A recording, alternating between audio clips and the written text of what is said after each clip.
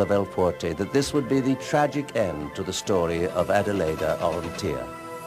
Little did they know that rather than an end, this would actually mark the beginning of a bizarre new chapter.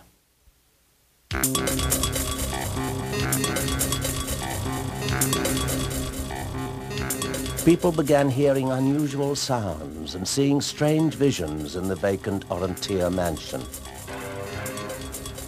In the town of El Fuerte, many people have been talking about this old house and about the ghost in the house.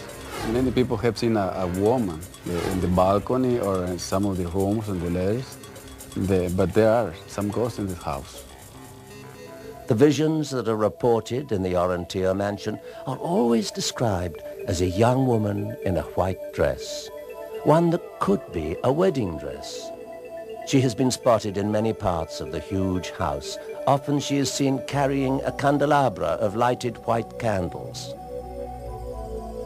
One night, a local photographer was able to snap an amazing photo in the house.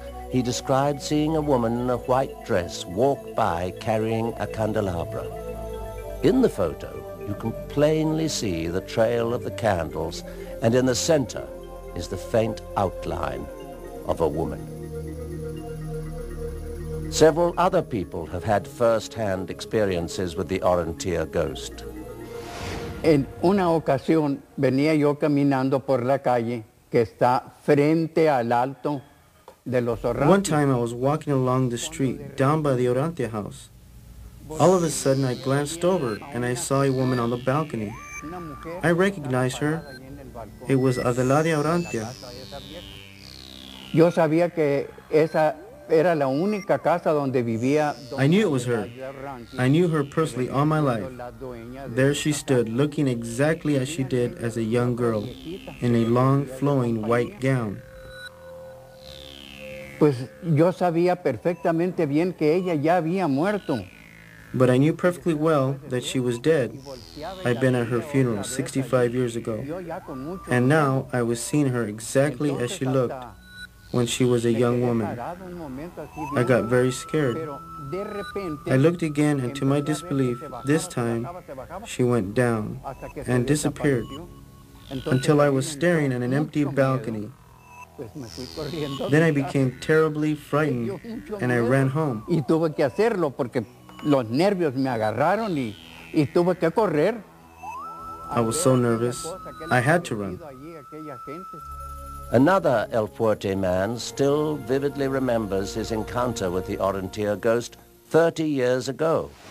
When I was a young man, I used to work in this house, sweeping the floor and taking care of some rooms in this house because it's a large and big house. And when I was doing my work, I heard a noise behind me. When I saw to see what was happening, then I saw suddenly a woman with a white dress walking from room to another room, and she disappeared into the wall. And I was very afraid, and I go very nervous outside of the house, running away because I really was very afraid. And then now the house is empty because the people doesn't want to go and rent or whatever. It's very, very strange. Well, I can tell you, that is definitely one lovely old house I will not be spending the night in. Family in Texas experienced one of the most bizarre and troubling cases of poltergeist activity when they learned their dream home was built over an undisclosed graveyard, and the nightmare began.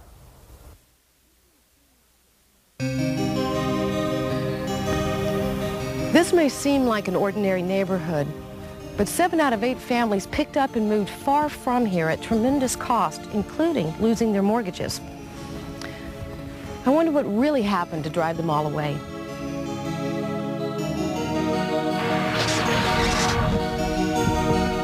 The box office hit Poltergeist tells the story of a terror-stricken family whose home was built on top of an undisclosed graveyard.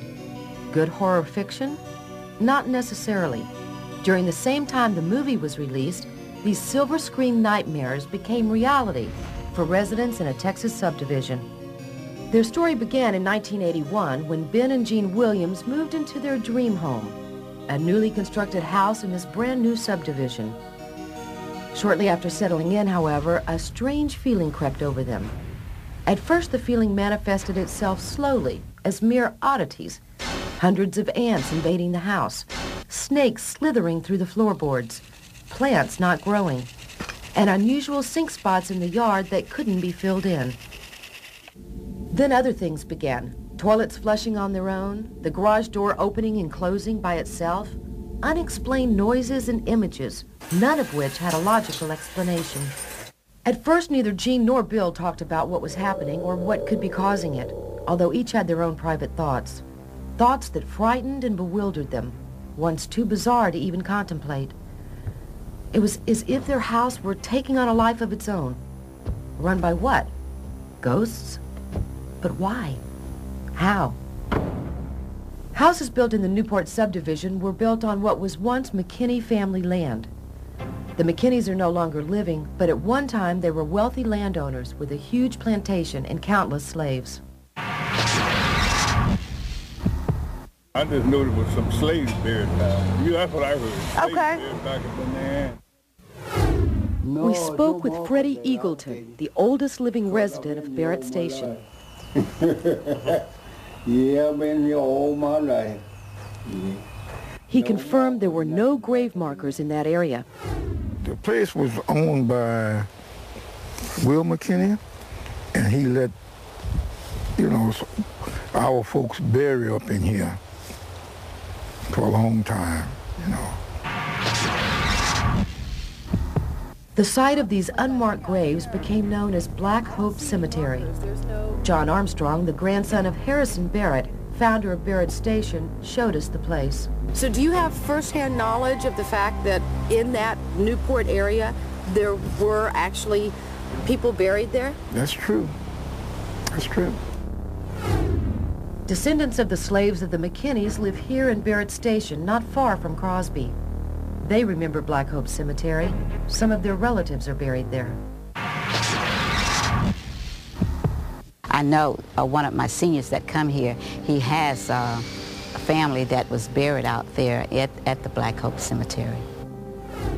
Oh yeah, lots of people buried there. I have buried some of them in there myself. We spoke with Keith Krizak, whose father Daniel owned White Cemetery during this time, one of the few established cemeteries in the area. I asked if he thought it was possible to have these homes built on top of a graveyard. Folks were buried back there, and it's the cemetery. Just no one knew that there was a cemetery back there at all when they developed the area. So. In fact, some did know. Jasper Norton lived at the house behind me. He has since died, but he was one of the few people who warned the residents in the Newport area that they were building on graves. In fact, he himself buried people in those graves when he was 14 years old. He pointed out some of the unmarked grave sites, but apparently nobody listened to him. As time went on, whatever spirits might have been awakened at the Williams house influenced everyone who came into contact with them.